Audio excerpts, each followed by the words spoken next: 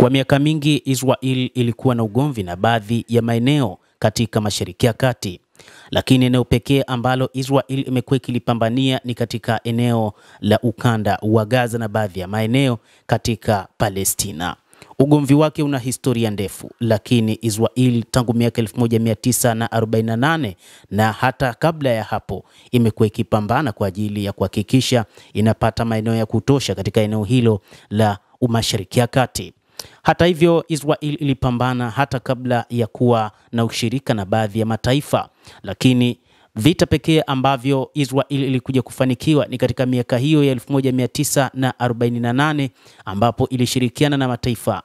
Lakini vita ambavyo Israel ilikuja kuvianzisha ni baada ya mapambano ya hali na mali kuhakikisha wanaanzisha taifa lao baada ya kuungana katika kile kilichoitwa Zionism ama Uzayuni. Lakini wengi walitaka kujua, je, Israel inaweza kupambana katika nyakati hizi bila kupata msaada kutoka mataifa ya Magharibi na hasa Marekani? Ni moja kati ya swali ambalo unahitaji kulifahamu. Katika kujibu suala hili ni kwamba Israel haiwezi kujilinda katika vita vya kikanda bila msaada wa Marekani. Na hii ni taarifa ambayo iliwahi kutolewa na jenerali wa Israel ambaye alieleza kwamba vita dhidi ya mataifa mbalimbali pamoja na makundi yamekuwa yakiadhibu sana Israel, na Israel kutumia rasilimali nyingi za kifedha, na bila kupata msaada kutoka Marekani, Israel huenda isingechukua muda mrefu ingeweza kupigwa katika vita hivyo.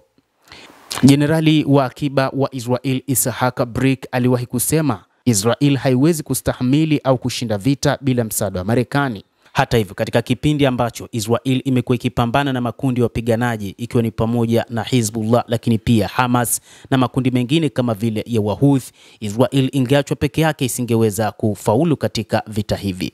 Israel iliweza kupambana huko katika ukanda wa Gaza, na ni wakati ambapo Israel imekuwa ikipata misaada kutoka katika mataifa ya Magharibi ikiwa ni pamoja na Marekani.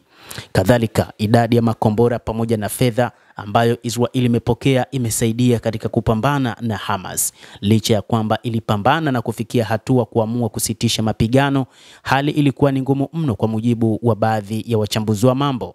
Wasiwasi ulizidi kuongezeka kuhusu kuzuka kwa vita vya kina vya kieneo baada ya makundi kuamua kuungana na Hamas. Ni baada ya kundi la Hezbollah baada ya Oktoba 7 ambapo Hamas ilifanya mashambulizi ya ndani kabisa mwa Israel, na ni baada sasa ya Israel kuchukua jukumu la kufanya mashambulizi mazito ndani kabisa mwa Gaza na kusababisha mauaji ya kutisha, na ndipo baadhi ya makundi yakaamua kuingilia kati. Matumizi ya makombora mazito kama vile Palestine 2 kutoka kwa Wahouthi ni moja kati ya makombora ambayo Israel ilishindwa kuyazuia, lakini pia makombora kutoka nchini Iran ambayo yalishambulia Israel mnamo Oktoba mosi ni miongoni mwa makombora ambayo kupitia ulinzi wa anga wa Iron Dome ulishindwa kuyazuia, licha ya taarifa kusema kwamba baadhi ya makombora yalizuiliwa, lakini mengi yaliweza kuleta uhalifu. Kadhalika, hili liliwapa wasiwasi mno watu wa Marekani na kumfanya rais wa sasa wa Marekani Bwana Donald Trump kuimwomba waziri mkuu wa Israel Benjamin Netanyahu kuhakikisha mfumo wa ulinzi wa Iron Dome unafanyiwa maboresho, na wakati huu upo katika maboresho zaidi. Lakini wasiwasi ulizidi kupanda baada ya mashambulizi zaidi, na hivyo Marekani kuongeza idadi ya silaha, lakini pia kuongeza idadi ya wanajeshi. Israel inadaiwa kwamba inapata wanajeshi wake kutoka mataifa mengi duniani na ni kwa msaada pia wa Marekani. Kutoka Afrika, Israel inapata wanajeshi, na ilifikia hatua Israel ilitangaza kila raia aliyepo nchini humo anapaswa kujiunga na jeshi kutokana na hali ngumu ambapo Hamas walikuwa wakifanya mashambulizi mengi pamoja na Hezbollah. Marekani imeipatia Israel silaha zenye thamani ya dola bilioni 11 tangu Tel Aviv ilipoanzisha vita vyake dhidi ya Gaza mnamo Oktoba mwaka 2023. Lakini pia kutokana na kile kilichoelezwa na Iran pamoja na kundi la wapiganaji la Hezbollah pamoja na lile la Wahouthi ambao wametoa kauli nzito na kali kwa mauaji yaliyofanywa na katika majaribio ya kutuliza ghasia pamoja na mauaji katika ukanda wa Gaza, ni moja kati ya mambo ambayo nchi za kimagharibi zilihisi hali inaenda kuwa mbaya zaidi.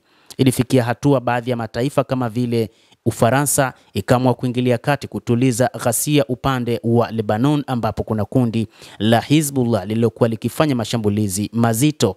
Lakini pia baadhi ya mataifa yakaamua kuingilia kati upande wa nchi ya Yemen, ambapo Marekani na Uingereza ziliingilia kati kufanya mashambulizi kuyadhoofisha makundi haya. Hata hivyo, wachambuzi wa mambo zaidi wa kivita wanasema kwamba lau Israel ingeachwa ndani ya wiki kadhaa, huenda ingekuwa kama ilivyo Gaza, kutokana na mashambulizi ambayo ilikuwa ikiyapokea kutoka kwa makundi haya ya wapiganaji, makundi matatu, lakini pia jumlisha nchi ya Iran ambayo nayo ilikuwa kipaumbele kuitetea Israel. Wachambuzi wanasema kwamba katika siku za hivi karibuni baadhi ya watu wameshindwa kuelewa hali ya jeshi la Israel na kupendekeza kuwa Iran, Hezbollah, Hamas na Wahouthi zishambuliwe mapema kabla ya kuishambulia Israel. Israel ilielezea wasiwasi wake kwamba wale wanaotetea makombora mapema wanashindwa kuzingatia kwamba hatua kama hiyo itaanzisha vita vya kikanda mara moja.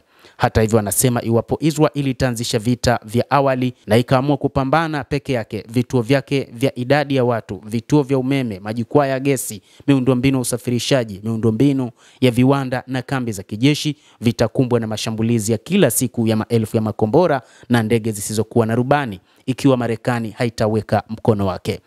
Mtazamaji, hilo ndio jibu. Lau Marekani isingeingilia kati kuisaidia nchi ya Israel hadi wakati huu, ilivyokuwa Gaza ndivyo ambavyo na Israel ingekuwa, kutokana na kwamba mashambulizi kutoka katika kundi moja tu la Hizbullah ilifanya idadi ya watu wengi kuuawa na wengine kutekwa, wakiwa ni pamoja na wanajeshi wa Israel. Lakini pia makombora mengine kama yale ya Palestine tu kutoka kwa Wahouthi nayo pia ilikuwa na mchango mkubwa na huenda angesababisha gharika katika taifa hilo. Lakini pia kutoka kwa kundi la Hizbullah la huko Lebanon kungechangia pakubwa kuiharibu Israel. Endelea kuwa nasi mtazamaji, na usisahau kulike, kucomment na kusubscribe channel yetu hii.